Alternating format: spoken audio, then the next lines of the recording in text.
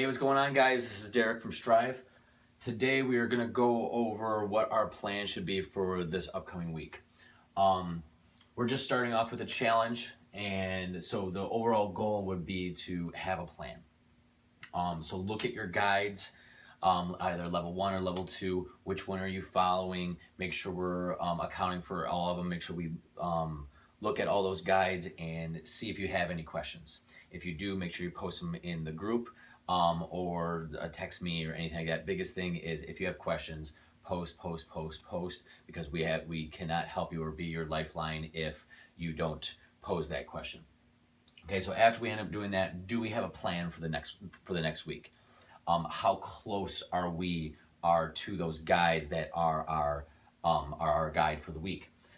So like if you try to have a plan and breakfast is really bad according to what the plan is, what do you have to do to make that plan better? What do you have to adjust around to make it better? What do you have to tweak around? Stuff like that. And one of the big things that you want to focus on during this challenge is the quicker you can get to the specific guidelines, specific numbers, if you're level 2 or something like that, the better results and the faster results you're going to end up getting.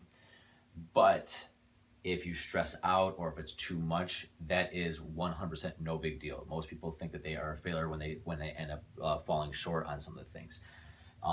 If breakfast is really hard to adjust, or dinner because you're a night owl or something like that, don't worry about that. Worry about fixing all the other stuff that is easy. Okay, you want to get that low-hanging fruit, because the easier stuff you can make consistent. Now all of a sudden you get some success as you go through that, and then later on down the line you can worry about that other stuff.